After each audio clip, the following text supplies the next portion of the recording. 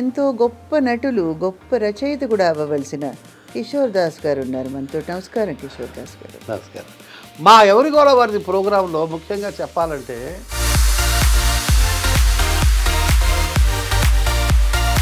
ఈ మధ్య మీరు ఎక్కువ తెరపైన కనిపించట్లేదని మళ్ళీ ఎప్పుడు కనిపిస్తారని 3000 పైచీలకు ఎపిసోడ్లు యాంకరింగ్ చేశాను. ఒక 85 సినిమాలు చేశాను. ఇంకా పని చేయాలా కానీ నాకు ఎప్పుడు అర్థం కాదు సార్, ఇన్ని వేల ఎపిసోడ్లు రకరకాల జానర్స్ చేశారు మీరు. మీకు పెద్దలకు మాత్రం అది ఎందుకు మిమ్మల్ని అలా అసోసియేట్ అయిపోయింది ఆ image? I feel happy for that. నాకు ఇప్పుడు నేను చేసిన డోసేజ్ కన్నా ఇప్పుడు వస్తున్న కార్యక్రమాల డోసేజ్ ఎక్కువ ఉంది. కొన్ని సినిమాలు మీకు బాగా మంచి పేరు తెచ్చిపెట్టిన పాత్ర ఒంగోలు గిత్త. కానీ ఆ సినిమా ఎంట్రీ చాలా గమ్మత్తుగా జరిగింది. నాకు ఓ రోజు ఆ కంపెనీ నుంచి ఫోన్ వచ్చింది. 1000 రూపాయలు చొప్పునిస్తాను, నేను ఇప్పుడే బాత్రూమ్కి వెళ్ళి వస్తాను సార్ అని ఇంటికి వచ్చాను. అలా ఒక్కసారి బాత్రూమ్కి వెళ్తే ఇన్ని 2000 పెరిగింది. అంటే కనీసం 10 సార్లు ఇక్కడ. సో అలా ఆ విధంగా ప్రయాణం కొనసాగుతున్న టైంలో ఈ మధ్య ఏదో మిమ్మల్ని ఇంట్లోంచి పంపించేసి 83 రోజులు హాస్టల్లో ఉన్నాను. ఎంతమంది సార్ మీరు? అన్న చెల్లెళ్ళు? 5గురు. ఎవరు లేరు ఇప్పుడు, ఒక్కడే ఉన్నారు. ఎలా జరిగింది సార్? ఉంది అంటే ఇది ఇంకో విషయం చెప్పొచ్చు చెప్పకూడదు. 7 ఏళ్ల కొడుకు కూడా పోయాడు క్యాన్సర్. 10 నెలలు యాతన పడ్డాను. అప్పట్లో డబ్బులు కూడా లేవు. అంటే కన్నా జీవితంలో భాగం కదా సార్. జీవితంలో ఒకటమ్మా నేను గమనించాను, అన్నిటికన్నా కష్టం గర్భశోకం అంటారు కానీ కాదు, ఆకలి అన్నిటికన్నా డేంజర్. ఫుడ్కి డబ్బులు లేవు. వైజాగ్ వెళ్ళిపోయాను, ఏదో చిన్న ఉద్యోగం చేసుకుంటూ బతికాను. ఏంట్రా నువ్వు అన్నం తిన్నావా అన్నది. ఏడ్ చేశా. ఇప్పుడు ధనవంతుడు ఒకరోజు నేను అన్నం తిన్ను ఫాస్టింగ్లో ఉంటాను అంటే కాదు. మన దగ్గర తినడానికి డబ్బులు లేని పరిస్థితి ఉంటే థ్యాంక్స్ ఆఫ్ హంగర్ అంటారు. అది చాలా బాధగా ఉంటుంది.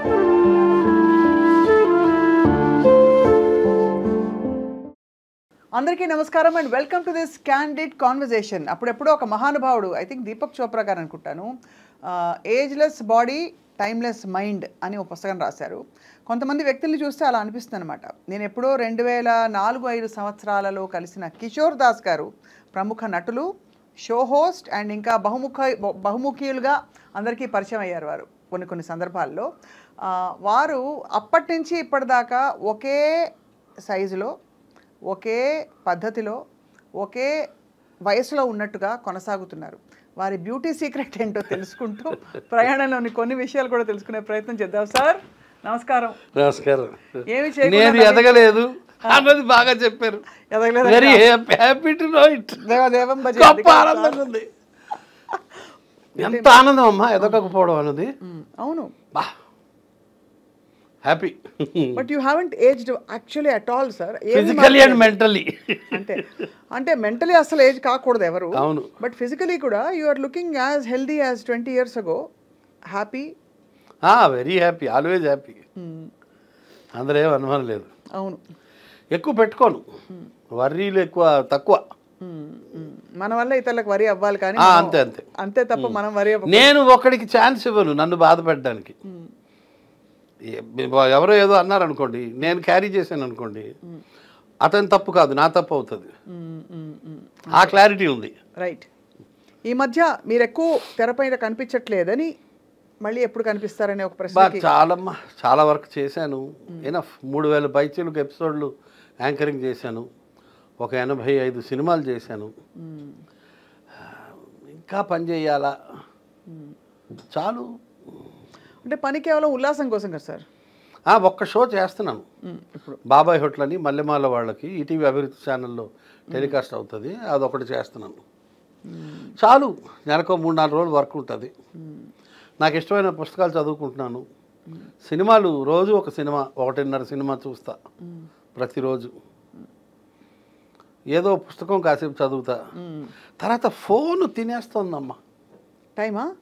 అంటే మీరు ఏం చేస్తారు? రీల్స్ అవి చూసుకుంటూ కూర్చుంటారు? అసలు ఏం చూడను, ఏం చూస్తానో నాకు తెలియదు. బట్ చాలా టైం ఫోన్ తినేస్తుంది. దాన్ని తగ్గించాలి అని రోజు అనుకుంటున్నాను. రోజు అనుకుంటా ఇవాళ కొంచెం ఎక్కువ చదవాలి అని. చదువుతా, ఖచ్చితంగా రోజు చదువుతా. చదవకపోతే ఒక ఎంటీనెస్ వస్తుంది. 100% చదవాల్సిందే. అయితే ఒకప్పుడు చాలా ఎక్కువ చదివేవాడిని, ఇప్పుడు ఎక్కువ ఫోన్ చూస్తున్నాను. చాలాసార్లు అనుకుంటున్నాను ఫోన్ తగ్గించాలి అని. తెలుగు సాహిత్యం నాకు ఏరియా ఆఫ్ ఇంట్రెస్ట్. ఓకే. చదువుతూ ఉంటాను పుస్తకాలు. అంటే ఎలాంటి సాహిత్యం? అన్నీ, మహమ్మద్ కదీర్ బాబు దగ్గర నుంచి కొంచెం సమకాలీన. కొడవటి గంటి కుటుంబరావు, ఓ అప్పటిదాకా. రావి శాస్త్రి దగ్గర నుంచి అన్నీ, వాట్ నాట్, తిలక్ దగ్గర నుంచి శ్రీశ్రీ, సరే వదిలేయండి. ఏది కనబడితే అది చదువుతా. రాజా రామ్మోహన్ రావు కథలు అద్భుతంగా ఉంటాయి. వి రాజా రామ్మోహన్ రావు ఎక్స్ట్రాడినరీ రైటర్. చాలా రైటర్లు కూడా ప్రేమించే రైటర్ ఆయన. కానీ మీకు అంటే ఏ జానర్ నచ్చుతుంది? జీవితం, ప్రేమ కథల, జీవిత సత్యాల? Life life life life is more larger than all that. Life life Raja Rammohan Rao కథల్లో అధో జగత్ సహోదరుల గురించి ఎక్కువ ఉంటుంది.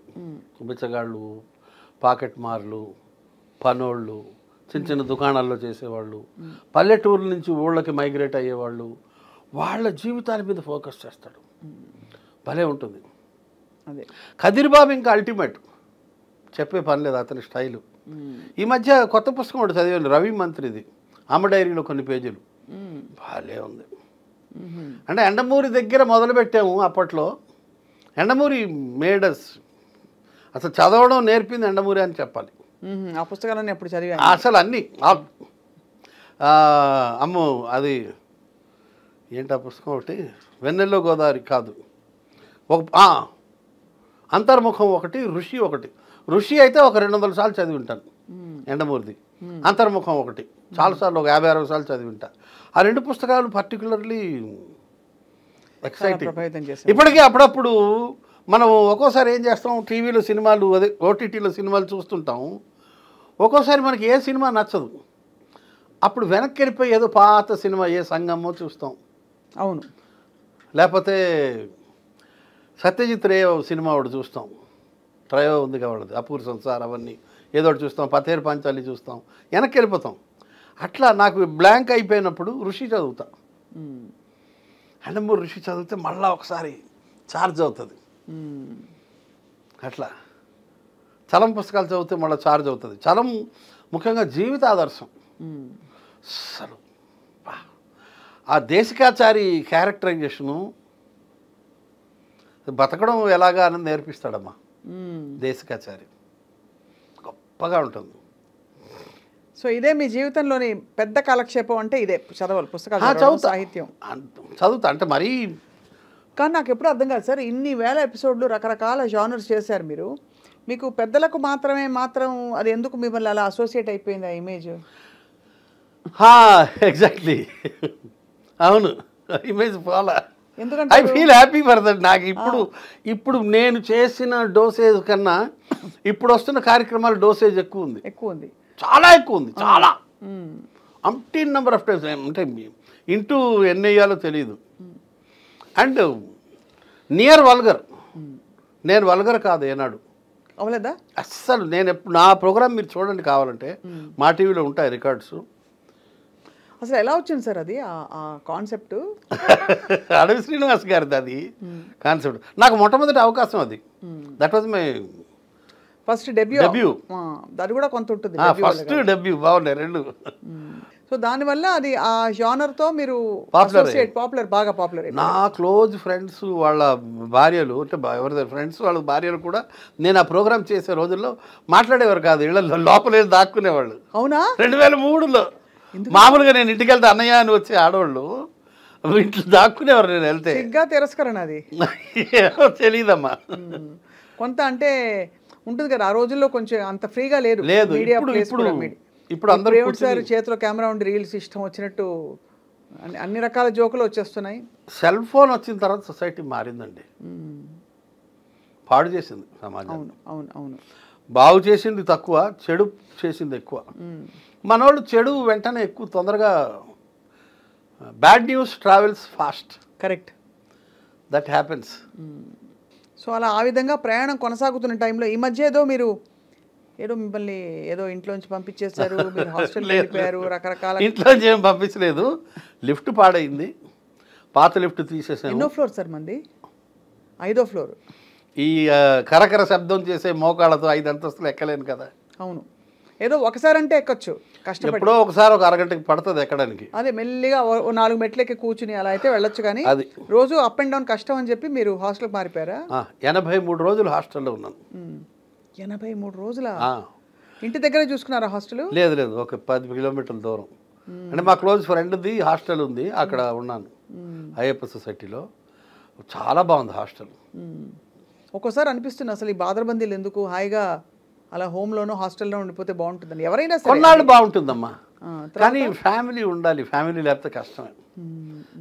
మనం ఇంకా ఆ స్థాయికి వెళ్ళలేదు, ఒంటరి అయిపోవాలి, హిమాలయాల్లోకి వెళ్ళిపోవాలి. ఇప్పుడు మీరు హాస్టల్లో ఉన్నప్పుడు అందరూ వచ్చిపోయి ఇంట్లో వాళ్ళు వచ్చి వెళ్తూ ఉండేవారా? ప్రతి వారం వీకెండ్స్ నాతోనే ఉన్నారు వచ్చి. మా ఫ్రెండ్దే హాస్టల్, నేను ఒక్కడే ఒక గది తీసుకున్నాను కాబట్టి they use to come and stay with me. ఏం చేస్తారు సార్ అంత హాస్టల్లో? ఏం ఉండదమ్మా, పుస్తకాలు చదవడమే. టీవీ ఉంటుందిగా? టీవీ ఉంది, టీవీలో ఓటీటీ ఉంది, ఫోన్ ఉంది, ఫోన్లో ఓటీటీ ఉంది, అది హాట్స్పాట్ ఉంటుందిగా. మరి భోజన ప్రియులు కాదా మీరు? భోజన పీరియడ్నే. హాస్టల్లో ఫుడ్ చాలా బాగుంటుంది. 83 రోజుల్లో ఒక్కసారి కూడా ఇండైజెషన్ రాల. ఇంట్లో అయితే చాలాసార్లు వచ్చి ఉంటుంది. అప్పుడప్పుడు ఇంట్లో ఎవరు సార్ వంట? నేను కొంచెం గట్టిగా చెప్తాను. ఇంట్లో అందరూ వండుతారు, కానీ ఇంట్లో అయినా అప్పుడప్పుడు డిస్టర్బ్ అవుతుంది. కానీ ఏ మిరియాలు ఎక్కువ పడి హాస్టల్లో ఒక్కరోజు కూడా డిస్టర్బ్ కాలేదు. అది విచిత్రం. అక్కడ హాస్టల్లో ఉత్తర భారతీయులు ఎక్కువ, దాంతో కొంచెం చప్పటి కూడా పెట్టారు వాళ్ళు. ఇండైజెషన్ సమస్య లేదు, మంచి ఆయిల్ వాడతారు, క్వాలిటీ. అయ్యప్ప సొసైటీలో కడల్స్ కోలివ్ అని చాలా మంచి హాస్టల్, బాగా చూసుకున్నారు నన్ను. అసలు food extraordinary, healthy food, not tasty food. మీరు ఫస్ట్ అసలు మీరు వెజిటేరియనా? ఇంట్లో వెజిటేరియన్. ఓహో, అర్థమైంది. ఇప్పుడు 95% వెజిటేరియన్కి వచ్చాను. బయట కూడా ఎవ్రీవేర్. ఇంట్లో అసలు నాన్ వెజ్ వండరు, అసలు వండరు ఫస్ట్ నుంచి? అంతే? లేదు లేదు, 100% వెజిటేరియన్. బయట స్నేహితులతో ఏది ఇంట్లో దొరకదో మనకి బయట వేలం వేరు ఉంటుంది కదా. అంతే కదా. ఆ విధంగా బయట తినడం తప్పిస్తే మా ఆవిడ హాహాకారాలు చేస్తుంది. నీ పుట్టుకేంటి, మనిషివేనా, జంతువుల్ని చంపుకుని తినడమా, ఒక శవం తినకపోతే నీకు ముద్ద దిగదా, పూట గడవదా, ఇట్లా తిడుతుంది ఆవిడ. దట్స్ ఎ మర్డర్ కదా, అట్స్ డెడ్ బాడీ కదా అంటది ఆమె. మీకు అది అంటే అది సైద్ధాంతికమైన అయిష్టమా ఇంట్లో, లేక ఫ్యామిలీ అలవాట? కులం అదే తినరు. కులం అని ఇప్పుడు అడిగితే అది బాగుండదు కదా అని. ఇప్పుడు ఈ మధ్య గొడవ అదే కదా, బై క్యాస్ట్ తినకూడదు, తినరు. సో అర్థమైంది. ఆ విధంగా కుళ్ళిపోయాను. మీరు అదే అండ్ మీరు విస్తరించిన కులం. భ్రష్టు విస్తరించిన అన్నాను సార్, కానీ విస్తరి కదా. ఎగ్జాక్ట్లీ, విస్తర్లో వడ్డించిన కులం. కానీ సార్ ఇప్పుడు బియాండ్ ఈ వీకెండ్స్ వాళ్ళు వచ్చి ఉండడం, భోజనాలు ఇవన్నీ పక్కన పెడితే ఏంటి, వాట్ ఈజ్ యువర్ కనెక్షన్? ఫ్యామిలీతో ఎలా మీరు బాండ్ అవుతారు? అంటే అందరూ బాండ్ అవుతారు ఫ్యామిలీతో, కానీ మీ అన్యోన్యంగా ఉండే మీ కుటుంబం గురించి చెప్పండి. కొన్ని అంటే ఒక చిన్న హాస్టల్కి ఇంటికి డిఫరెన్స్ చెప్తాను. హాస్టల్లో టీ కావాలంటే 60-70 అడుగులు నడిచి, లిఫ్ట్లో 7 అంతస్తులు దిగి, మళ్ళీ ఒక 60-70 అడుగులు నడిచి వెళ్తే మనకి టీ దొరుకుతుంది. భోజనమైనా టిఫిన్ అయినా అంతే. అంటే ఫుడ్ విషయానికి ముందు మాట్లాడుతున్నాను, తర్వాత రిలేషన్షిప్ గురించి వస్తాను నేను. అసలు బేసిక్గా ఒంటరిగా ఉండడం అన్నది చాలా వేధిస్తుంటుంది. పక్కన భార్య లేకపోవడం, కొడుకు లేకపోవడం, కూతురు లేకపోవడం, ఆ వాయిడ్ ఉంటుంది, ఆ గ్యాప్ ఉంటుంది, అది కొంచెం పెయిన్ఫుల్గా ఉంటుంది. ఎందుకంటే కొడుకు పక్కన ఉంటే, కూతురు పక్కన ఉంటే అదొక ఎఫినిటీ, అదొక బాండింగ్. భార్య మీద డిపెండెన్స్ ఎక్కువ ఉంటుంది. 40 ఏళ్ళు అయిపోయింది. మీరు కమల్ హాసన్ సినిమా భారతీయుడిలో విలన్ వస్తాడు. విలన్ అతను ఎవరు పోలీస్ ఆఫీసర్ వచ్చి వీళ్ళిద్దరు ఫైటింగ్ చేసుకుంటారు. ఫైటింగ్ అయిన తర్వాత కమల్ హాసన్ క్లోజప్ షాట్ పడుతుంది. ఇలా చూస్తాడు భార్య వైపు, సుకన్య అనుకుంటాను. అవును. కట్ చేస్తే అతను ఏమీ డైలాగ్ రాయడు శంకర్. కట్ చేస్తే అతను క్లోజప్, ఫైటింగ్ అయిపోతుంది, కమల్ హాసన్ క్లోజప్ పడుతుంది, ఇలా చూస్తాడు ఆమె వైపు. అంటే మనం ఇప్పుడు నేను విలన్ని కొట్టేసాను కాబట్టి పోలీసు వాళ్ళు నా దగ్గరికి వస్తారు కాబట్టి మనం ఈ ప్లేస్ ఖాళీ చేసేయాలి అన్న ఇండికేషన్ ఆమెకు అర్థమైపోయి 1 సెకండ్ 2 సెకండ్సే ఉంటుంది క్లోజప్. కట్ చేస్తే ఆమె దండం మీద ఆరేసిన బట్టలు తీస్తూ ఉంటుంది. అండర్స్టాండింగ్ అలా ఉంటుంది. బా అది భార్యాభర్తల బంధం అంటే ఒకళ్ళనొకళ్ళు అర్థం చేసుకోవడం అంటే. నేను పొద్దున్నే లేచి బ్రష్ చేసుకుని వచ్చి నా కుర్చీ మీద కూర్చుని నేను ఇలా రిమోట్లు పట్టుకుని టీవీ చూస్తుంటా. మా ఆవిడ వంటగదిలోంచి నన్ను చూస్తుంది. వీడిప్పుడు టీ తాగుతాడు అన్నది ఆమెకి ఇండికేషన్. నేను కుర్చీ మీద కూర్చున్న 120 సెకండ్స్లో నాకు టీ వస్తుంది. మళ్ళీ అరగంటలో ఇంకొక టీ వస్తుంది. నేను కనీసం ఇలా చూడను కూడా చూడను. అంత డిపెండెన్స్ ఉంటుంది భార్య మీద. హాస్టల్లో అది లేదు. నేను 60-70 అడుగులు నడిచి లిఫ్ట్ దిగి వెళ్ళాలి. పైపెచ్చు అక్కడ మనుషులతో నాకు అనుబంధం ఉండదు. ఇక్కడ నా భార్య ఊరు వెళ్ళింది అనుకోండి, ఆ పని నా కూతురు చేస్తుంది, ఆ పని నా కొడుకు చేస్తాడు. ఎందుకంటే అక్కడ ఒక ఎఫెక్షన్ ఉంటుంది, అక్కడ ఒక రిలేషన్షిప్ ఉంటుంది, అవును, ఒక బంధం ఉంటుంది, బ్లడ్ ఉంటుంది. హాస్టల్లో అది ఉండదుగా. అవును, హాస్టల్లో ఒక ఎంప్టీనెస్ ఉంటుంది. మనం ఇక్కడ టీ తెచ్చే మనిషిగా చూసినా కూడా తెచ్చేవాళ్ళు తేరు. ఇలా ఇలా ఇలా తిరిగి చూసినా కూడా అంతేనా. ఇంట్లో మనకి ఆ బాండేజ్ ఉంటుంది. అవును, నాకు 83 రోజులు ఉండి వచ్చాను. అక్టోబర్ 23 వచ్చాను. ఆగస్ట్ 1 వెళ్ళాను. లాస్ట్ 10-15 రోజులు అయితే నేను కింద మీద అయిపోయాను, ఫిష్ అవుట్ ఆఫ్ వాటర్ అయిపోయాను. మా ప్రెసిడెంట్కి రోజు ఫోన్ చేసి, మహేష్ ఇంకా ఎప్పుడయ్యా లిఫ్ట్ తయారవుతుంది, అయ్యా హరి గారు, సెక్రటరీ గారు, వెంకట గారు ఎప్పుడు లిఫ్ట్ తయారవుతుందంటే, దాస్ గారు చేసేస్తాం, కొంచెం ఓపిక పట్టండి దాస్ గారు, అయిపోద్ది 2-3 డేస్లో. పాపం వాళ్ళు మా ప్రెసిడెంట్ సెక్రటరీ వాళ్ళు కూడా పాపం చాలా ఓపిక చేసుకుని, అయ్యా శ్రీధర్ గారు, ఎవటూరి శ్రీధర్ గారు కొంచెం లిఫ్ట్ చూడండి సార్, త్వరగా అయ్యేటట్టు చూడండి సార్ అని నేను ఫోన్లు చేసి పాపం చాలామందిని ఎంత విసిగించాలో అంత విసిగించాను. పాప వాళ్ళందరూ చాలా ఓపికతో నా జీవకులు నాతో పాటు ఉండే మా బిల్డింగ్లో ఉండే వాళ్ళందరూ ఎంతో ఓపికగా నాకు రిప్లై ఇచ్చారు. మొత్తానికి 83 డేస్ తర్వాత ఇంటికి వెళ్ళా. ఇంటికి వెళ్ళడానికి 83 డేస్ ఎందుకు పట్టింది? లిఫ్ట్ ఎందుకు? పాత లిఫ్ట్ తీయడానికి 4 రోజులు పట్టింది. ఓహో, తీసి కొత్త లిఫ్ట్ ఏమో పెద్దది, మళ్ళీ గోడలు పగలగొట్టారు. గోడలు పగలగొట్టి మళ్ళీ కాంక్రీట్ వర్క్ చేసి మళ్ళా వాటిని ఏమంటారు, రాళ్ళు పరుస్తారు, గ్రనైట్ రాళ్ళు పెట్టి మళ్ళీ కొత్త lift Johnson and Johnson automatic పెద్ద లిఫ్ట్ అది పెట్టేసరికి 83 రోజులు అయిపోయింది. ఈ లోపల పండగలు వచ్చాయి. పండగలకి ఏం చేశారు మరి? దసరా, దీపావళి కూడాను హాస్టల్లోనే. బహుత్ అన్యాయం. ఏం చేస్తాం, ఫోను ఒకళ్ళ మొహాల్లో భోజనాలు పట్టుకొచ్చారా? తెస్తారుగా, మామూలే కాదు. హాస్టల్లో కూడా స్పెషల్ ఫుడ్ చేశారు. దసరా వచ్చింది, దీపావళి వచ్చింది, లిఫ్ట్లో పనిచేసేవాళ్ళు రాలా, లేట్ అయింది. నేను ఇక్కడ ఉండిపోయాను. పాపం వీళ్ళు వచ్చి ఉన్నారు ఇక్కడ నాతో పాటు, ఇబ్బంది లేదు. కొడుకు ముఖ్యంగా కాపలా కాశాడు, ఫ్రీక్వెంట్గా వచ్చి వెళ్ళేవాడు. వాడు చూసుకున్నాడు బాగా. కొడుకు ఉంటే అదొక దమ్ము, ధైర్యం గొప్పగా ఉంటుంది. ఎంతమంది సార్ మనకి? అబ్బాయి అమ్మాయి. ఓకే, అబ్బాయి అమ్మాయి. అబ్బాయికి ఎన్నేళ్ళు? 34. అమ్మాయి 10 years చిన్న. నాకు 40 ఏళ్ళప్పుడు కూతురు పుట్టింది. when I was 40 years old. And she is now 24. So అయితే మీరు 64. 63 years and few days. మొన్న అక్టోబర్ 11 అమితాబ్ బచ్చన్ నేను ఒకే రోజు, సంవత్సరం తేడా. అబ్బా, పుట్టాం. చాలా మీరు ఈవెంట్ఫుల్ లైఫ్ అంటే ఫస్ట్ నుంచి. కానీ ఈ ఎంటర్టైన్మెంట్ మీడియాలోకి అసలు ఎలా వచ్చారు మీరు? అనుకోకుండా వచ్చాను. నేను ఈనాడు ఆంధ్రజ్యోతిలో కొద్దికాలం ఉద్యోగం చేసి జర్నలిస్ట్గా ఉన్నారు. తర్వాత వదిలేసి అడ్వర్టైజింగ్ ఏజెన్సీలో అనువాదాలు చేసుకుంటూ ఉండేవాడిని. మీరు చెప్పిన కొన్ని కోట్స్ చెప్పరా? ఒక ఐడియా మీ జీవితాన్ని మార్చేస్తుంది. అది మీద సార్ నేను విరివిగా చాలాసార్లు వాడేసుకున్నాను. మంచిదేగా, ఒక్క ఐడియా జీవితాన్ని మార్చేస్తుంది. ఐఎమ్ ప్రౌడ్ ఆఫ్ యూ అమ్మా. ఎన్నిసార్లు వాడుకుంటామో. అది లోయల్ ఇంటాస్ వాళ్ళకి రాశారు. గిరి సార్ మేనేజర్ అప్పుడు. ఆ ఏజెన్సీతోనే ఒక మంచి అనుభవం ఉంది, చెప్తాను. అట్లా చాలా రాశాను. తర్వాత స్మాల్ సేవింగ్స్ కూడా రాశాను. సొమ్ము భద్రం భవిత బంగారం అదొకటి రాశాను. దానికి ఇంగ్లీష్ ఏదో ఉండే, సేఫ్ మనీ ఫ్యూచర్ ఏదో ఉండే. ఒరిజినల్ పట్టుకోను నేను, భావంలోకి వెళ్ళిపోతాను. అంటే ట్రాన్స్లేషన్స్ ఇవి. ఐడియా మీ జీవితాన్ని మార్చేస్తుంది. అది కూడా అనువాదం. ఒరిజినల్ ఏంటో, original an idea changes your life, something like that. అదే నేను అంతా ఒకేసారి వస్తుంది థాట్ అనమాట. ఇంగ్లీష్లో థాట్ వస్తుంది, అక్కడ ఇంగ్లీష్ లైన్ ఇక్కడ తెలుగు లైన్ రాస్తాం అట్లా. వాయిస్ కూడా ఇచ్చారు కదా మీరు యాడ్స్కి వాటికి. ఏది మీరు ఎక్కువ బాగా తృప్తినిచ్చిన జాబ్ అంటే మీ వర్క్ ఏది? ఈ యాంకరింగ్ ఒకవైపు, యాక్టింగ్ ఒకవైపు, అడ్వర్టైజింగ్ లైన్ ఒకవైపు, ఇంకోవైపు వాయిస్ ఇవ్వడం.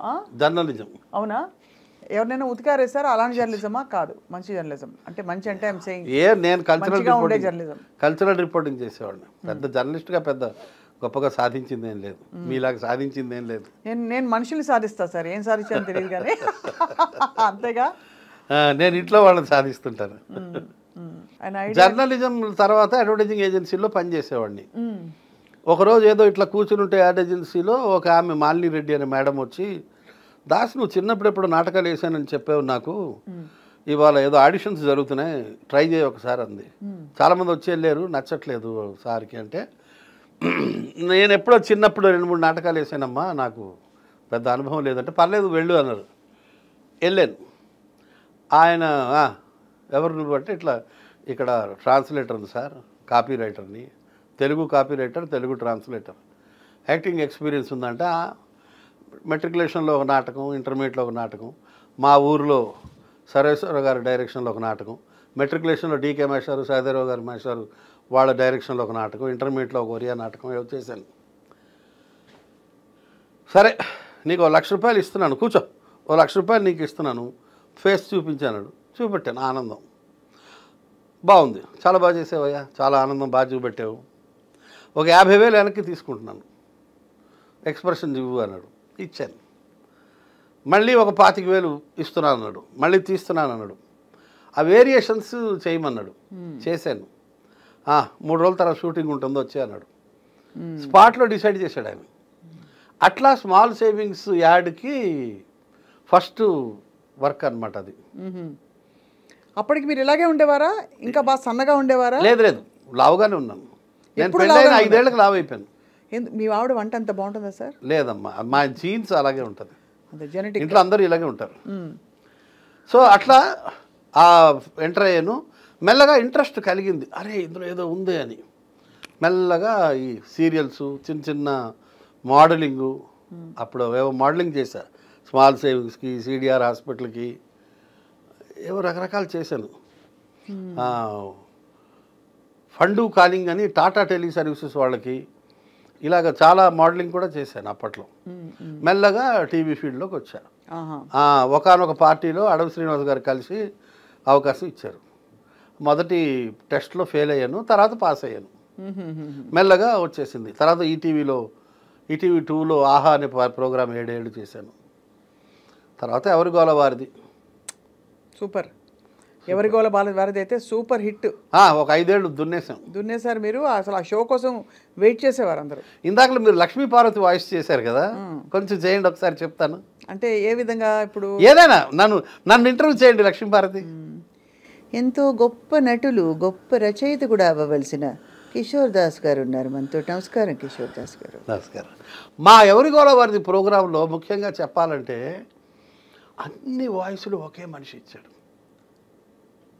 ఎవరు సార్ వాళ్ళు? భవిరి రవి. భవిరి రవి గారు నాకు తెలియకపోవడం ఏంటి సార్? ధ్వని అనుకరణ చక్రవర్తి. అవును, ఆల్ వాయిసెస్, ఇందిరాగాంధీ దగ్గర నుంచి, బరాక్ ఒబామా దగ్గర నుంచి, సోనియా గాంధీ దగ్గర నుంచి, జవహర్లాల్ నెహ్రూ వాయిస్ దగ్గర నుంచి, రాజశేఖర్ రెడ్డి గారి అందరికీ నమస్కారములు, అంతేనా? అదే బరాక్ ఒబామా. అసలు ఏంటేంటో చేసేస్తాడు ఆయన, మాయ చేసేస్తాడు. అవును అవును, అద్భుతం. మీరు మిమిక్రీ చేస్తుంటే గుర్తొచ్చింది మా భవిరవి. నాకు ఇంట్రెస్ట్ సార్ మిమిక్రీ. నేను కూడా ఒక 8-10 గొంతులు అలా ప్రాక్టీస్ చేసి చిన్నగా. భవిరవి 150కి పైగా గొంతులు చేశాడమ్మా. అయ్యో, ఆయన తోపు జీనియస్. అసలు నాకు ఆశ్చర్యం వేస్తుంది, అంత టాలెంట్ ఎట్లా ఉంటుంది ఒక మనిషి దగ్గర అని. అన్ని వాయిస్లు చేయడం అంత చిన్న విషయం కాదు. అండ్ దాదాపు నేరుగా చేస్తాడు ఆయన. చంద్రబాబు అంటే దాదాపు చంద్రబాబు దగ్గరగా వెళ్తాడు. మీరు చేయరా సార్ మిమిక్రీ? అస్సలు రాదమ్మా, అసలు. మీరు జస్ట్ వచ్చి సూత్రధారుడు అంతే. మీరు వచ్చి అనేసి ఇదేం జరిగిపోతుందని నేను కొంచెం సెటైర్ బాగా పలుకుతుంది నాకు కొంచెం. అంటే మెయిన్గా అంటే నేను డైరెక్టర్స్ యాక్టర్ని ఆల్వేస్. నాకు పెద్ద సొంతంగా ఏమి అన్ని తెలివితేటలు ఉండవు, అంత టాలెంట్ కూడా లేదు. అయ్యో. కానీ డైరెక్టర్ చెప్పింది పట్టుకోగలుగుతా. మాకు అంజద్ బాబు గారు డైరెక్టర్. ఆయన అసలు ఆయన కూడా చాలా సహజ వేటకారి, మామూలు కాదు రియల్ లైఫ్లో కూడా అంతే. ఆయన చెప్తాడు, నేను చేసేస్తాను. నేను ఏ షూటింగ్కి వెళ్ళినా కూడా, నేను ఇప్పుడు వినోద్ ఫిల్మ్ అకాడమీలో ప్రిన్సిపాల్గా పనిచేస్తున్నాను. నేను మా స్టూడెంట్స్కి ఎప్పుడు చెప్తుంటాను,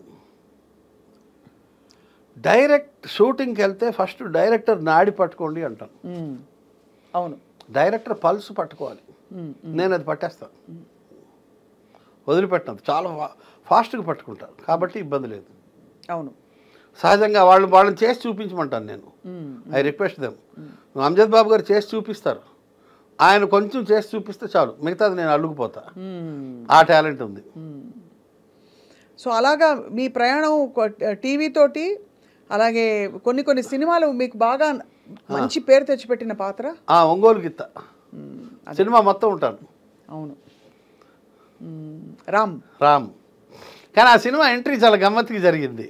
నాకు ఓ రోజు ఆ కంపెనీ నుంచి ఫోన్ వచ్చింది, మేము ఇలాగ ఒక క్యారెక్టర్ అనుకుంటున్నాము, యాక్చువల్లీ ప్రొడ్యూసర్ గారే చేసేస్తారు అనుకున్నాము, చిన్న క్యారెక్టరు, ఏవో అది క్యారెక్టర్ కొంచెం పెరిగేటట్టుంది, కొంచెం మీలాంటి ఎక్స్పీరియన్స్డ్ అవసరము అన్నారు. పిలిచారు, మేనేజర్ పిలిచాడు, మాట్లాడాడు. ఎంత తీసుకుంటావు అంటే, నాకు ఆల్రెడీ ఒంగోలు గిత్త ఎవరి గౌరవ వారిదిలో రోజుకి 10,000 ఇస్తున్నారు, ఎపిసోడ్కి 10,000 అన్నాను. 1000 రూపాయలు ఇస్తానన్నాడు. ఒక 25 రోజులు ఎంతో ఉండొచ్చు, 20 రోజులు ఉండొచ్చు, 30 రోజులు ఉండొచ్చు, 25 రోజులు ఉండొచ్చు, 1000 రూపాయలు చొప్పున ఇస్తానన్నాడు. నేను ఇప్పుడే బాత్రూమ్కి వెళ్ళి వస్తాను సార్ అని ఇంటికి వచ్చాను. అంతేనా? మళ్ళీ ఒక 4-5 రోజుల తర్వాత మళ్ళీ ఫోన్ చేశాడు. నేను వెళ్ళాను, సరే అని. వెళ్తే 3,000 ఇస్తామండి అన్నాడు. ఓహో, అలా ఒక్కసారి బాత్రూమ్కి వెళ్తే ఇన్ని 2,000 పెరిగింది. అంటే కనీసం 10 సార్లు మీకుంది ఇక్కడ, మీది ఎటకారం తక్కువ కాదు. 2,000 మళ్ళీ బాత్రూమ్కి వెళ్ళాను, మళ్ళీ పిలిచారు 4 రోజుల తర్వాత, మళ్ళీ 5,000 చేశారు. మళ్ళీ బాత్రూమ్కి వెళ్తానని లేస్తుంటే పట్టుకున్నాడు, కుదరదు అట్లా లేదు అన్నాడు. ఇప్పుడే నిజంగా వస్తానని చెప్పి మళ్ళీ ఇంటికి వెళ్ళిపోయా. ఒక వారం రోజుల తర్వాత మళ్ళీ ఫోన్ చేశారు, 5,000 కాదు కానీ మీరు వచ్చి కొంచెం మాట్లాడండి అని. నేను రానని చెప్పాను, నేను మొండికేసాను, నా వల్ల కాదండి. మీరు ఏందండి ఈ చేపల భారం, అంతే కదా మరి. ఈ మేనేజర్లు ఎంత సంస్థకి మిగులుద్దామా అని ఆలోచిస్తాను. అంతేగా, వాళ్ళ పనే అది, పాపం వాళ్ళు మాత్రం ఏం చేయగలరు. నేనైతే చెప్పాను, నేను రానండి, మీ చేపల బేరం నా వల్ల కాదు, మానేయండి, అక్కర్లేదు, నాకేం అవసరం లేదన్నాను. డైరెక్టర్ గారు పిలుస్తున్నారు అని చెప్పారు. డైరెక్టర్ పిలిస్తే వెళ్ళాలి. Director is the boss, director is the God for an actor. వెళ్తే ఆయన చెప్పాడు, దాసు, నేను ఒక సినిమా ఫ్లాప్ అయింది నాది, ఒక సినిమా హిట్ అయింది, ఆ సందిగ్ధంలో, ఆ సంధి కాలంలో నేను ఉన్నాను. నాకు కూడా ఈ సినిమా ఒక పరీక్ష. నువ్వు నాకు కోఆపరేట్ చేస్తే నేను భవిష్యత్తులో ఈ సినిమాలు చేస్తూనే ఉంటాను, కాబట్టి నీకు నేను వేషం ఇస్తాను, నాకు కొంచెం కోఆపరేట్ చేసి చెయ్యి అంటే, నేను ఇంత అమౌంట్ అనుకుంటున్నానండి, ఇస్తే చేస్తానండి అన్నాను. ఎంతో కొంత లేవోయ్, నీకు ఇస్తాను లేవోయ్, రావోయ్, నువ్వు చేయబోయ్ అన్నాడు. చేస్తాను సార్ అని చెప్పి అప్పుడు ఆయన మాటకి తలవకి నేను కోరుకునే అమౌంట్ తీసుకునే చేశాను. అంతే. బట్ మామూలుగా మీరు డిమాండింగ్ కిషోర్ దాస్ గారు అంటే అప్పుడు డిమాండింగ్, ఇప్పుడు లేదు, తగ్గిపోయింది. కాదు అంటే జనరల్గా మీరు పేమెంట్ అంటే పేమెంట్, మాట అంటే ఒకప్పుడు ఉండేవాడిని అట్లా, చాలా బాగా ఇదిగా. మనకి ఇల్లు గడవాలి కదా సార్, అది కూడా ఉంది కదా. ఒకప్పుడు ఉండేవాడిని, ఇప్పుడు ఎలా సార్ మీ కుటుంబ నేపథ్యం? పర్వాలేదు, ఇప్పుడు హ్యాపీ. ఇప్పుడు హ్యాపీ. కానీ స్టేజ్ దాటేసాను, ఆ స్టేజ్ దాటా. ఒకరోజు నేను ఒకే టీ ఒకే బన్నుతో గడిపాలని స్టోరీలు యాక్టర్లందరికీ ఉంటాయి, మీకు ఉందా సార్? ఉంది. మీకు నిజంగా ఉందా? నేనేదో ఒక్కరోజా ఉందండి, అది చెప్తానండి. అట్లా అప్పట్లో చాలా పర్టికులర్గా ఉండేవాడిని. ఇప్పుడు అంటే ఇప్పుడు లేదు. ఇప్పుడు నేను ఎక్కడికైనా వెళ్తే చూస్తాను. నేను చిన్న కంపెనీ అనుకోండి, నేను మరీ బాధపడకుండా, మీరు మరీ ఆనందించేయకుండా మధ్య మార్గంలో ఇవ్వండి సార్ అంటాను. నేను ఫిగర్ చెప్పను. సో మరీ బాత్రూమ్కి వెళ్ళాల్సిన అవసరం లేకుండా, అంతేనా? ఎటకారికి ఎటకారము అట్లా. ఇప్పుడు తగ్గింది. ఒకప్పుడు చాలా పర్టికులర్గా ఉండేవాడిని, ఇప్పుడు మారాను. ఇప్పుడు ఏంటి సార్, డిజిటల్ మీడియాలు అవి ఇవి అన్ని రకాల మీడియాలు, ఓటీటీలు వచ్చాక అసలు ఇన్ఫ్లేట్ అయిపోయాయి కదా మొత్తం పేమెంట్స్. అవును, పెరిగాయి. సో అయితే మీరు కష్టపడిన సందర్భాలు ఉన్నాయి డబ్బులు లేక? ఒక్కరోజు ఒక్కరోజు ఎలా అవుతుంది? ఎప్పుడో చిన్నప్పుడు ఆ, జరిగింది అట్లా. ఎంతమంది సార్ మీరు అన్న చెల్లెళ్ళు? 5గురు. 5గురు. ఎవరు లేరు ఇప్పుడు, ఒక్కడే ఉన్నాను. అయ్యో సార్, వాళ్ళు బాధగా. 2 తమ్ముళ్ళు. చాలా బాధ. తమ్ముళ్ళు కూడా వెళ్ళిపోయారా? 2 తమ్ముళ్ళు, చిన్నవాళ్ళే కదా సార్, అక్క, మీరే చిన్నవాళ్ళు. అన్నయ్య అందరూ. ఎలా జరిగింది సార్? లాస్ట్ తమ్ముడు 7 ఏళ్లకే బావిలో పడి చనిపోయాడు. అయ్యా అయ్యా అయ్యా. అక్క 7 ఏళ్లకే జ్వరం వచ్చి చనిపోయింది. అన్నయ్య 50 ఏళ్ళకి హార్ట్ అటాక్, తమ్ముడు 50 ఏళ్ళకి హార్ట్ అటాక్ బాబోయ్. ఉంది. అంటే ఇది ఇంకో విషయం చెప్పొచ్చు చెప్పకూడదు, 7 ఏళ్ళ కొడుకు కూడా పోయాడు క్యాన్సర్తో. మీకా సార్? ఎన్ని బాధలు చూసా లైఫ్లో. అమ్మా నాన్న కూడా పోయారు, ఒక్కడే మిగిలే. Sir sir sir tragic. కొడుకు ముఖ్యంగా 2-3 ఏళ్ళు పట్టింది కోలుకోవడానికి. కానీ ఎలా సార్ క్యాన్సర్? ఏం క్యాన్సర్ వచ్చింది? ఇక్కడ న్యూరోబ్లాస్టోమా అని multiple మెలైన్ tumours in the head. ఇవన్నీ గడ్డలు గడ్డలు వచ్చాయి అబ్బాయికి. పాపం ఒక 10 నెలలు బాధపడ్డాడు. జ్వరం వచ్చింది, 10 నెలలు తగ్గల పాపం. అమ్మో 97. అది వద్దులేండి, అది కష్టం తట్టుకోవడం. కాదు సార్, మీరు చాలా 10 నెలలు యాతన పడ్డాను. అప్పట్లో డబ్బులు కూడా లేవు, అందరూ కోఆపరేట్ చేయడం వల్ల గట్టెక్కాను. ఇంత బాధను అనుభవించి మీరు అందరూ నవ్విస్తారా? ఇంత అన్యాయం ఇది. చాలామందికి శేఖర్ సుమన్ కానీ ప్రకాష్ రాజ్ కానీ అందరికీ లాస్ ఉంది లైఫ్లో. వద్దు, ఆ టాపిక్ వద్దు. అంటే కానీ నా జీవితంలో భాగం కదా సార్. జీవితంలో ఒకటమ్మా నేను గమనించాను, అన్నిటికన్నా కష్టం గర్భశోకం అంటారు కానీ కాదు, ఆకలి. ఆకలి అన్నిటికన్నా డేంజర్. ఒక కథ ఉంది, చెప్పొచ్చా? కొంచెం లెంత్. చెప్పండి చెప్పండి. ఒక 5 minutes. చెప్పండి సార్. మహావిష్ణువుకి నారదుడికి గొడవ అవుతుంది. ఎవరు మానవ జన్మలో అన్నిటికన్నా దుఃఖం ఏంటి అంటే, నారదుడు అంటాడు గర్భశోకం. ఎవరైతే తన బిడ్డల్ని కంటారో వాళ్ళు పోతే అందరికన్నా కష్టం. అంటే మహావిష్ణువు కాదు, ఇంకోటి ఉంది అంటాడు. రుజువు చేయి అంటాడు. సో మా నారదుడికి ఆడజన్మిస్తాడు. వరుసగా ఒక 100 మంది పిల్లల్ని ఇస్తాడు. ఆ 100 మంది పిల్లలు 2-3 రోజుల్లో చచ్చిపోతారు. నారదుడు ఏం చేస్తాడు, వరుసగా ఆ పిల్లల్ని ఒకళ్ళ తర్వాత ఒకళ్ళని అంత్యక్రియలు చేసి కాల్చేస్తూ ఉంటాడు. అలాగో 30-40 మంది అవుతారు. అలసిపోతాడు. 2-3 రోజులు అవుతుంది, అప్పటికే తిండి ఉండదు, అలసిపోతాడు. ఆకలి గుర్తొస్తుంది. ఆకలి ఆకలి ఆకలి. మహావిష్ణువు చెప్తాడు గర్భశోకం కన్నా ఆకలి చాలా డేంజరు అని. అంటే లేదు, కన్నబిడ్డలు పోతే ఎక్కువ బాధాకరం అని ఆర్గ్యూ చేస్తాడు నారదుడు. చివరికి 30-40 మంది అంత్యక్రియలు అయిపోయిన తర్వాత కొంచెం శ్మశానంలో కొంచెం దూరంలో ఒక చెట్టు మీద ఒక పండు కనిపిస్తుంది. ఇతనికి ఆకలి, ఏం చేయాలో తెలియదు. 2 రోజులు అయింది, అన్నపానీయాలు లేవు. మొత్తానికి అప్పుడు చెట్టు ఎక్కాలి, ఎక్కలేడు, ఆకలి. ఏం చేస్తాడంటే ఆ పిల్లలు శవాలు వరుసగా పేర్చి వాటి మీద ఎక్కి, చనిపోయిన పిల్లల మీద ఎక్కి ఆ పండు అందుకుంటాడు. స్త్రీ అవతారంలో ఉంటాడు. అప్పుడు మహావిష్ణువు ప్రత్యక్షమై, చూసేవా కన్న బిడ్డల మీద తొక్కుకుంటూ వెళ్ళేవు, ఆకలి అన్నిటికన్నా డేంజరస్, అన్నిటికన్నా పెయిన్ఫుల్ అంటాడు. మనిషికి ఆకలి లేకపోతే చాలమ్మా లైఫ్లో, అది ఇవ్వకపోతే చాలు. అది ఒక్కటే మా అది ఆకలి అన్నిటికన్నా. యూ విల్ డూ ఎనీథింగ్ అండి ఆకలేస్తే. అలాంటి తీవ్ర పరిస్థితి గురించి తెలుసుకోవడానికి మీరు ఒక్కరోజే జరిగిందన్నారు కదా. అవును. ఏం జరిగింది ఒక్కరోజు చెప్పచ్చా, అడగచ్చా? అసలు ఫుడ్కి డబ్బులు లేవు. వైజాగ్ వెళ్ళిపోయాను, ఏదో చిన్న ఉద్యోగం చేసుకుంటూ బతికాను. 78లో ఒక 6 నెలలు ఉద్యోగం చేశాను. బరంపురం మా ఇల్లు. యాక్చువల్లీ విజయనగరంలో పుట్టాను, బరంపురంలో పెరిగాను. నా 10వ ఏట బరంపురం వెళ్ళిపోయాను. మెట్రికులేషన్ పాస్ అయ్యాను. తర్వాత వ్యాపారం ఏదైనా చేయొచ్చులే అనుకుని ముందు ట్రైనింగ్ కోసం బట్టల షాపులో ఉద్యోగం చేశాను. ఒక 6 నెలలు ఉద్యోగం చేశాను. తర్వాత మానేశాను, ఇంకో దగ్గర చేరదామని. మధ్యలో గ్యాప్ వచ్చింది. డబ్బులు లేవు, ఇంట్లో అడగడానికి నామోషి. ఉన్న డబ్బులన్నీ అయిపోయాయి. అక్కడ తెలిసిన 3-4 దగ్గర డబ్బులు అడిగేసి అవి కూడా తినేశాను. అసలు కంప్లీట్గా డబ్బులు అయిపోయాయి. ఒకరోజు తినడానికి కూడా డబ్బులు లేవు. ఉదయం నుంచి అద్దె ఇంట్లో ఉంటున్నాను, ఒకళ్ళ ఇంట్లో అద్దెకుంటున్నాను. ఉదయం నుంచి అటు ఇటు తిరుగుతున్నాను, నీళ్లు తాగుతున్నాను. ఆకలి, ఏం చేయాలో అర్థం కావట్లేదు. డబ్బులు లేవు. తెలిసిన వాళ్ళు 3-4 అడిగేసాను ఆల్రెడీ. ఇంకా అడిగితే ఇవ్వరు అని డిసైడ్ అయిపోయాను. అప్పుడు ఎవరింట్లో అయితే అద్దెకు ఉన్నానో వాళ్ళ ఇంట్లో రెండవ కోడలు చిట్టక్క అని. చిట్టక్కని బాగా నేను దగ్గర మా సొంత అక్క అంత ప్రేమగా చూసేవాడిని. చిట్టక్క గమనించింది, ఈడేంటి ఉదయం నుంచి అటు ఇటు తిరుగుతున్నాడు, ఉద్యోగం మానేశాడు, కొత్త ఉద్యోగంలో ఇంకో బట్టల షాప్లో చేరతా అన్నాడు, చేరలేదు. నెల గ్యాప్ వచ్చింది, ఇవాళ చూస్తే ఉదయం నుంచి సాయంత్రం దాకా తిరుగుతున్నాడు, ఏం చేస్తున్నాడు అర్థం కావట్లేదని. 4 గంటలప్పుడు అడిగింది, ఏంట్రా నువ్వు అన్నం తిన్నావా అన్నది.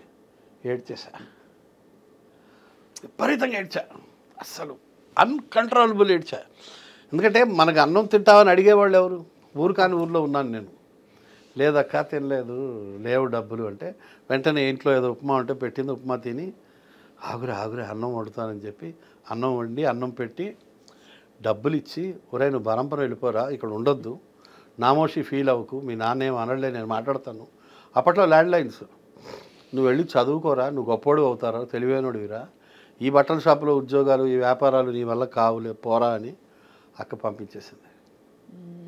అప్పటి నుంచి అక్క దగ్గర రెగ్యులర్గా వెళ్తూ ఉంటా.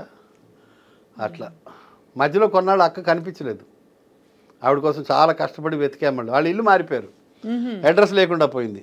చాలా కష్టపడితే దొరికింది ఒకరోజు అక్క. ఈ మధ్య బెడ్ రిటర్న్ అయిపోయింది. షీఈ్ నియర్లీ 80 ఇప్పుడు. 80 పెద్ద వయసు కాదు సార్ మరి. అవును, పాపం సిక్ అయిపోయి బెడ్ రిటర్న్ అయింది. రాఖీ వస్తే ఆవిడే గుర్తుంటుంది నాకు, అన్నం పెట్టిన అక్క, అమ్మ. అట్లా ఆ రోజు నిజంగా ఉదయం నుంచి సాయంత్రం దాకా డబ్బులు లేక ఫుడ్ లేదు, చాలా పెయిన్ఫుల్గా ఉంటుంది. ఇప్పుడు ధనవంతుడు ఒకరోజు నేను అన్నం తిన్ను ఫాస్టింగ్లో ఉంటాను అంటే కాదు, మన దగ్గర తినడానికి డబ్బులు లేని పరిస్థితి ఉంటే థ్యాంక్స్ ఆఫ్ హంగర్ అంటారు, అది చాలా బాధగా ఉంటుంది. అన్నీ అనుభవించాలి లైఫ్లో. చెప్తారు కదా, 7 సముద్రాలు కాళ్ళు తడవకుండా దాటగలం, కానీ కన్నీరు లేకుండా మానవ జన్మ పరిపూర్తి కాదు అని. అవును అవును, అన్నీ చూడాలి. ఎప్పుడు ఒకటి అనుకుంటా, మనకు ఉన్న దాంట్లో పక్కవాడికి ఇస్తేనే, ఎంతో కొంత పక్కవాడికి ఇస్తేనే జీవితం బాగుంటుంది, ఫలప్రదంగా ఉంటుంది. నాకు విజయవాడలో ఉంటారు ఒక ఫ్రెండు, ఆయన్ని చూసి నేను చాలాసార్లు అనుకుంటా, గొప్ప వ్యక్తులు ఉంటారు మన చుట్టుపక్కల అని. పుట్టగుంట సతీష్ గారని, ఆయన లయన్స్ క్లబ్ గవర్నర్గా కూడా చేశారు అక్కడ. ఆయన నేను చూశాను, ఆయన తన ఆదాయంలో చాలా డబ్బులు ప్రజలకు ఇస్తాడమ్మా. మా ఫ్రెండ్ వాళ్ళ అమ్మాయికి హార్ట్ అటాక్ వస్తే గంటల్లో ₹1,00,000 సర్దిచ్చాడు. నా ఫ్రెండ్కి బరంపురంలో క్యాన్సర్ వస్తే మందులకి డబ్బులు ఒకరోజు నాకు షార్టేజ్ పడితే ఆయన డబ్బులు ఇచ్చాడు. కరోనా టైంలో 100 మందికి 1000 మందికి వ్యాక్సిన్ వేయించాడు. అవేవో మందులు స్ట్రిప్పు 30 టాబ్లెట్లు 60 టాబ్లెట్లు ఏదో ఒక స్ట్రిప్పులు లక్షల్లో పంచాడు ఆయన.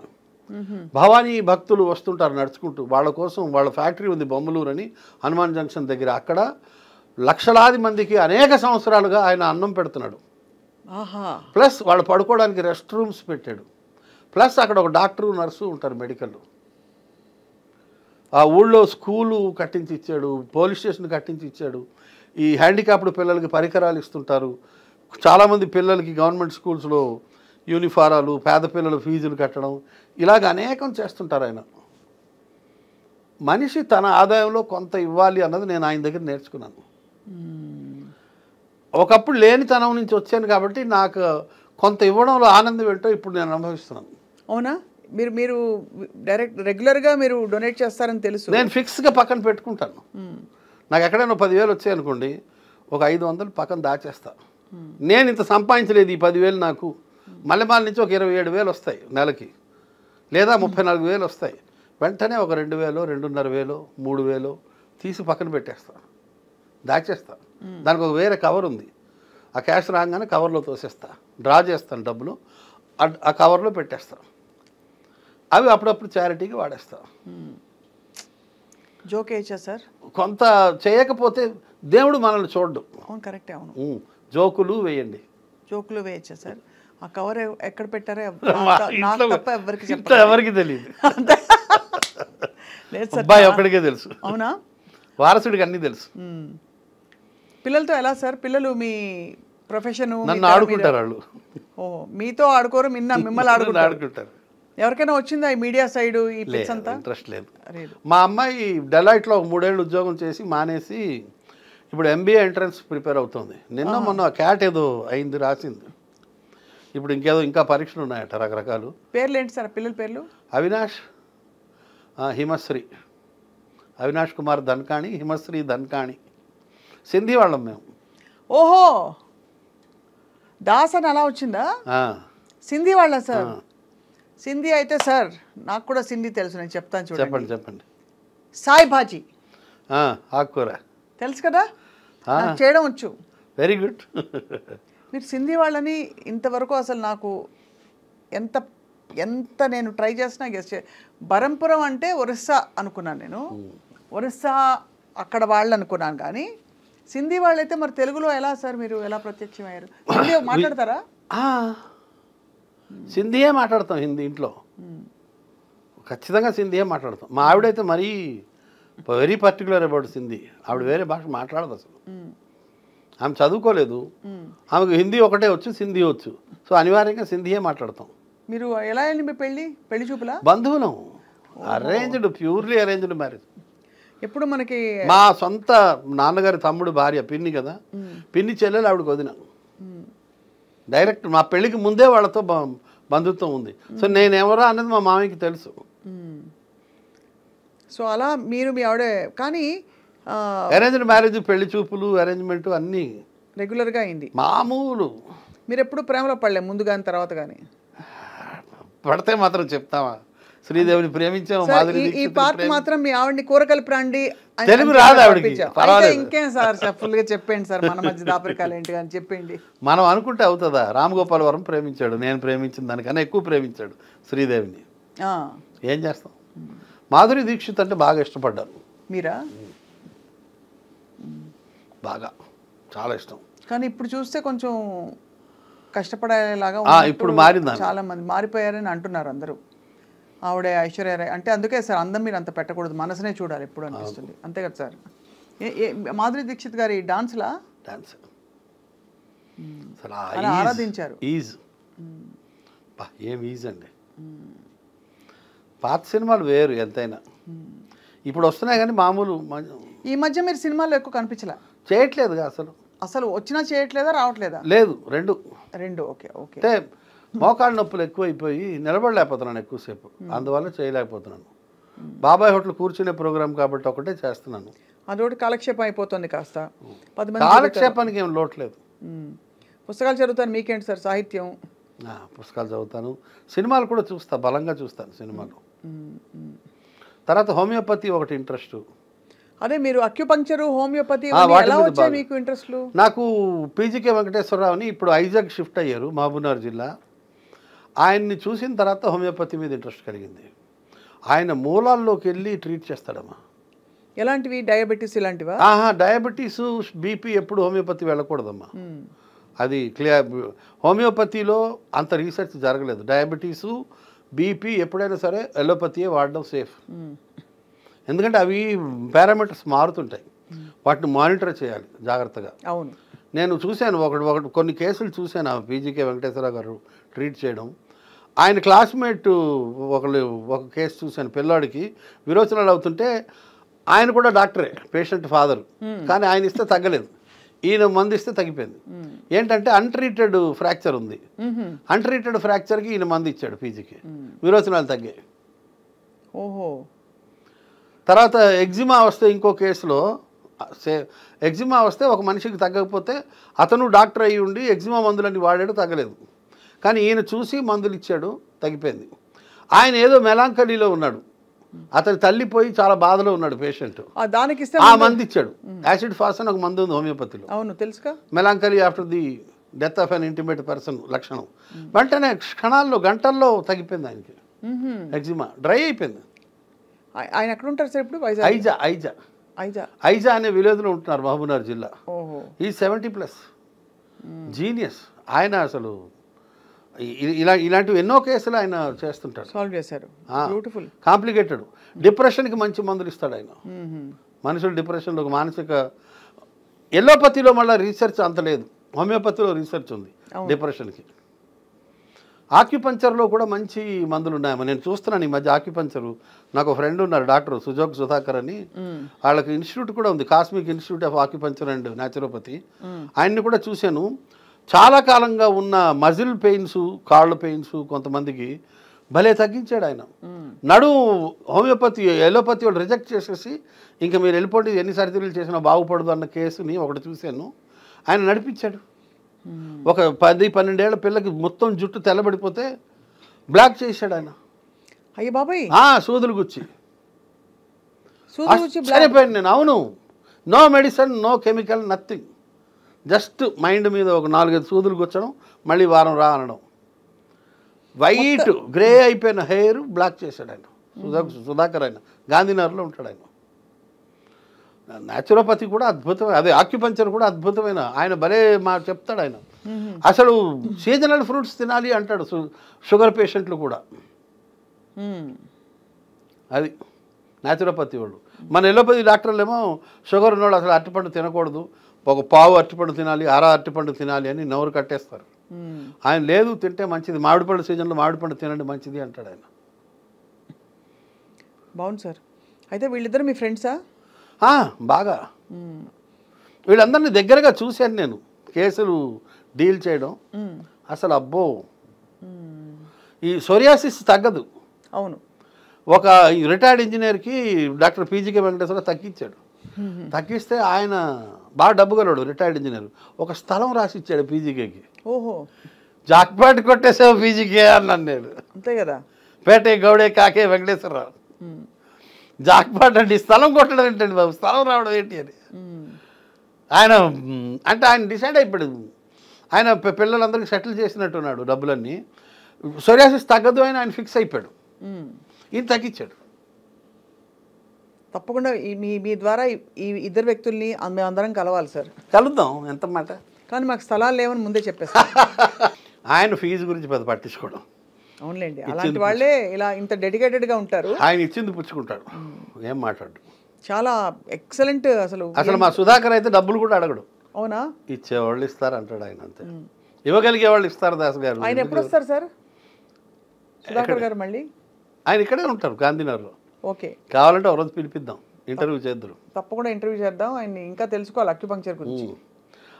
నాకు అది ఆశ్చర్యంగా ఉంటుంది. అసలు 2 సూదులు గుచ్చితే మన రాజారామన్ రావు ఈ కథా రచయిత, ఆయనకు కూడా కాళ్ళు బాగా నొప్పులుంటే అనేక సంవత్సరాలుగా జస్ట్ కొన్ని సూదులతో తగ్గించాడు ఆయన గుచ్చి. సార్ మీరు పాటలు కూడా మీకు ఇష్టం కాబట్టి మీరు పాడితే వింటాను. మీకు కాదు ఇప్పుడు భావయామి విన్నాను. అక్యుపంక్చర్ మీద పాట పాడండి. ఉన్నాయి, నాకు రావు పాడడం. చెప్పండి సార్. నిజంగా గుర్తులేవు పాటలు. గుండు సూది అమ్మో, అంటే మిమ్మల్ని చూస్తే మా అందరికి చమత్కారం వెటకారం అలా ప్రవహిస్తున్నాయి. ఉబికి వస్తుంది. కానీ చాలా రేర్ కాంబినేషన్ కిషోర్ దాస్ గారు. మీరు సమాజం మారిందండి. చెప్పాలంటే నేను గమనిస్తున్నాను మా చిన్నప్పుడు పరిస్థితులకి ఇప్పుడు పరిస్థితులకి. ఇప్పుడు నాకు ఒక 10 మంది బామ్మరుదులు, ఎవరి ఇళ్లలో వాళ్ళే ఉంటున్నారు. ఒక అన్నదమ్ముడి ఇంటికి ఇంకో అన్నదమ్ముల పిల్లలు వెళ్ళట్లా. ఎందుకు అంటే వెళ్ళి నెలల తరబడి సంవత్సరాల తరబడి ఉండడం అన్నది లేదు. నేను మా చిన్నప్పుడు మా నాన్నగారు మా అమ్మ మేము అన్నదమ్ములం ఒక దగ్గర ఉండేవాళ్ళం. మా చిన్నాన్నలు ఇంకో దగ్గర ఇంకో 5 కిలోమీటర్ల దూరంలో ఉండేవారు. మా స్కూల్కి మా చిన్నాన్నీళ్ళ దగ్గర. నేను మా చిన్నాన్న ఇంట్లోనే ఉన్నాను for years, not for days, months, for years. 5 ఏళ్ళలో 7 ఏళ్ళలో వాళ్ళ ఇంట్లో ఉన్నాను నేను. మా చిన్నాన్న విపరీతంగా కొట్టేవాడు, నన్ను చదివించేవాడు. నేను బాగా చదవాలన్నది ఆయనకి లక్ష్యం. మా చిన్నానికి అప్పుడు కొత్తగా పెళ్ళయింది. మా పిన్ని నా బట్టలు ఉతికేది. నాకు అప్పుడు 9-10 ఏళ్ళు. మా పిన్ని అప్పట్లో 18 ఏళ్ళు, అంత కొత్తగా పెళ్ళి వచ్చింది. ఏనాడు ఎవడేడు ఏంటి మీ అన్నయ్య కొడుకు నేనెందుకు మోయాలి అని ఏనాడు మా చిన్నాన్నని విసుక్కోలేదు. జఠానంద్ ధన్కాని, భగవాన్ దాస్ ధన్కాని, 2 అన్నదమ్ములు. జఠా చిన్నాన్న నన్ను కొట్టి కొట్టి చదివిస్తే మా పిన్ని అడ్డం పడేది. ఏంటి చంపేస్తావేంటి పిల్లోడిని అనేది. నేను వాళ్ళకి పిల్లలు పుట్టక ముందు నేను కొడుకుని. ఇప్పుడు మా అమ్మ నాన్న లేరు, నాకు వాళ్ళే అమ్మ నాన్న. Joint family. ఈరోజు అట్లా లేదు. 10 మంది బామ్మర్దులు, వాళ్ళ పిల్లలు ఒకరింటికి ఒకళ్ళు వెళ్ళట్లేదు. సంవత్సరాల తరబడి ఉండడం ఏంటి, అసలు వారం కూడా ఎవరింట్లో ఎవరు ఉండట్లేదు. మేము ఉన్నాం. నాకు తెలియదు అసలు మా అమ్మ నాన్న ఇంట్లో ఉన్నాం. నేను మా చిన్నాన్న ఇంట్లో అంతకాలం ఉండకూడదన్న విషయం నాకు తెలీదు. వాళ్ళు కూడా ఏనాడు ఏ ఒక్కరోజు అబ్జెక్ట్ చేయలే. ఏంటి ఇన్ని రోజులు ఉంటాడని, వీడేంటి ఇక్కడ ఉంటున్నాడని మా పిన్ని ఒక్కరోజు ఇప్పుడు చెప్పలేదు. ఎవరన్నా వస్తే ఎప్పుడు వెళ్తారు మళ్ళీ అని అడుగుతారు కదా, అవును, ఎన్ని రోజులు అమ్మా ప్రయాణం అని, అంతేనా? మా పిన్ని ఒక్కరోజు మా చిన్నాన్ని వదిలేండి, సేమ్ బ్లడ్ పోని, పిన్ని ఒక్కరోజైనా అడిగిందా? లేదే.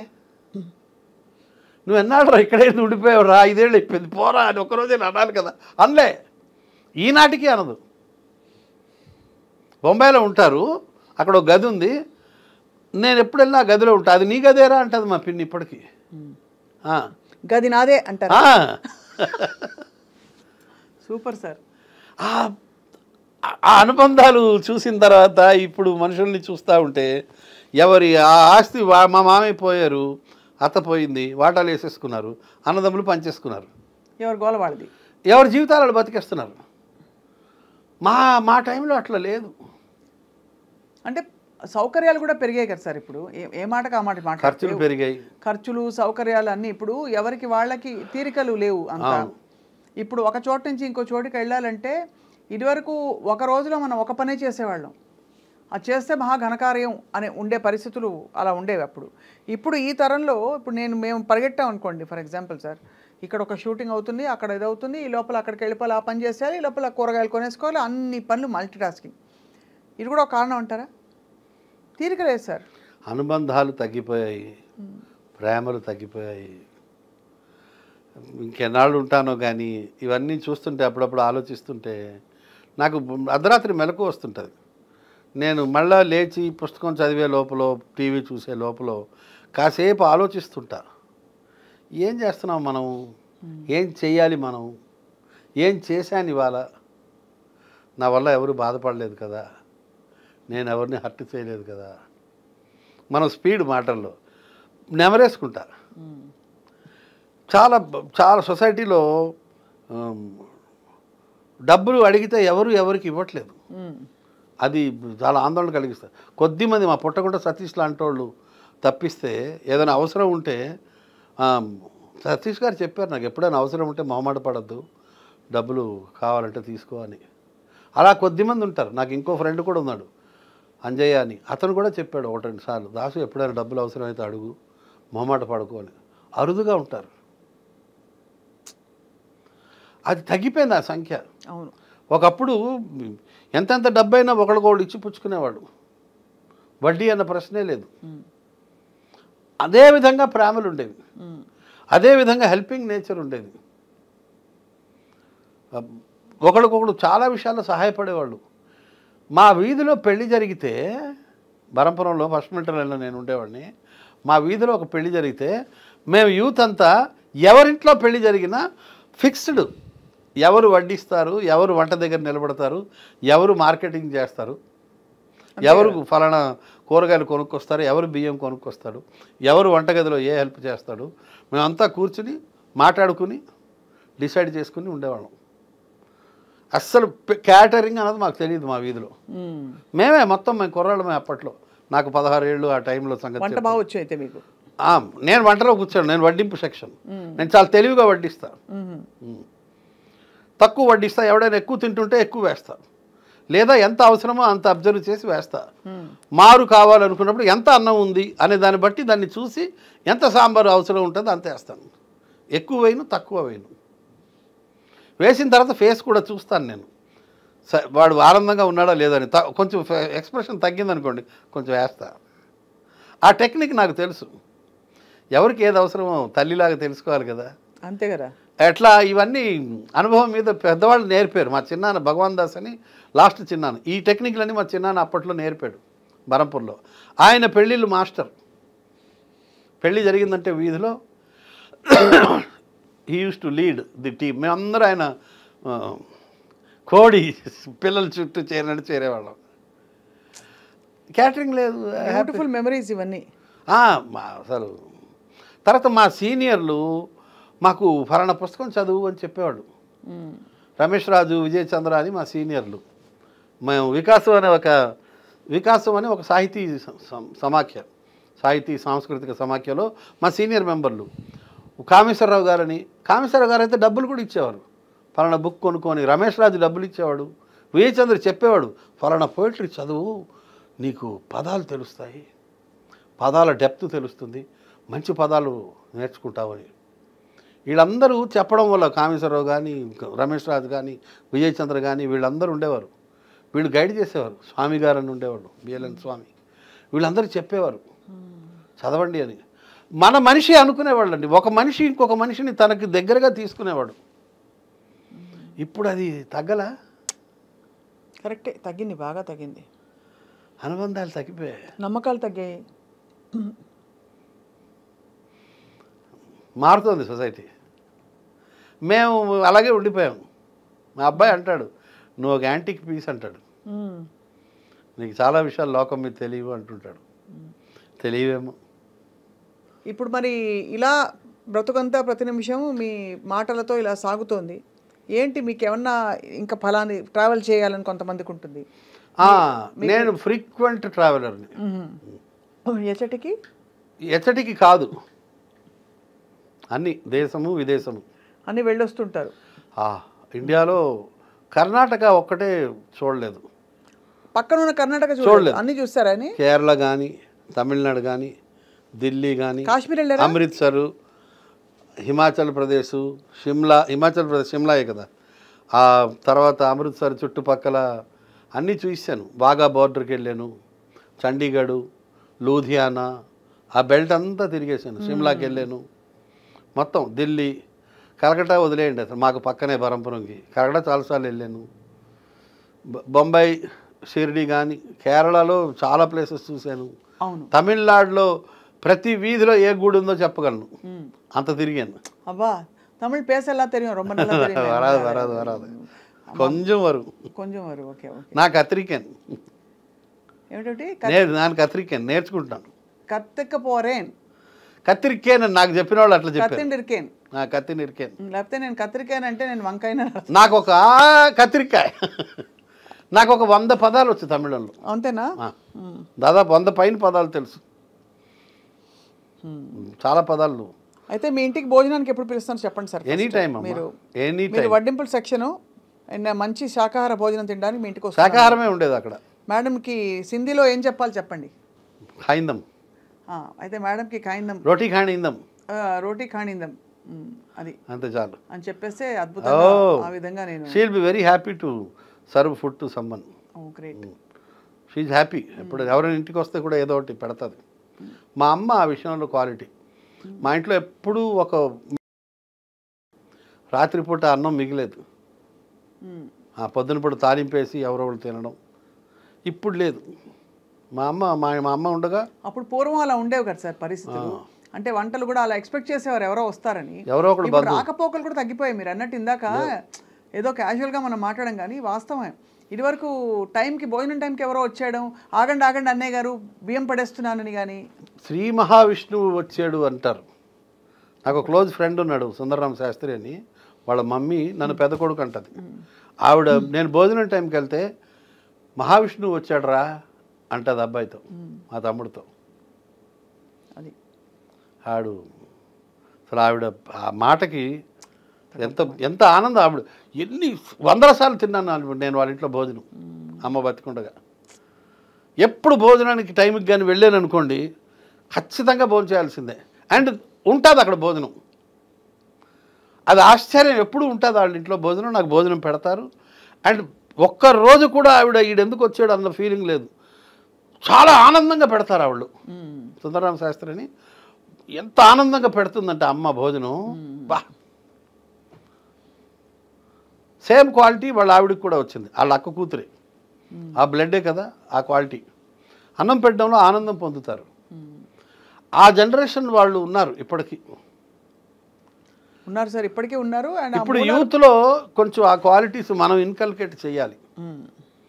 సాంఘిక జీవనం గురించి మనం కొంచెం పిల్లలకి నేర్పిస్తూ ఉంటే మంచిది. అవును సార్, అది నేర్పాలి. అతి త్వరలో మీరు కొత్త ప్రోగ్రామ్ ఇలా రావాలి. Thank you. కిషోర్ అని. అవును, అంతేనా? ఏదైనా ఒక టాపిక్ తీసుకుని ఇలాంటితోటి మీరు ఇంకా కనిపించాలి, వినిపించాలి, నవ్వించాలి, కవ్వించాలి అని కోరుకుంటున్నాం సార్ కిషోర్ దాస్ గారు. మీ లైఫ్లో ఇన్ని జరిగి మీరు ఇలా ఉన్నారు ఇంత హ్యాపీగా అంటే అది మీ పరిణతికి, భగవంతుడి అపారమైన కృపకి ఒక తార్కాణం అని చెప్తూ మీ సమయం కేటాయించి మాకు బోల్డ్ విషయాలు చెప్పినందుకు ధన్యవాదాలు. థ్యాంక్ యూ అమ్మా. ఇక అతి త్వరలో హోమియోపతాయ నమః, అక్యుపంక్చరాయ నమః. అంతే. థ్యాంక్ యూ అమ్మా. Thank you sir.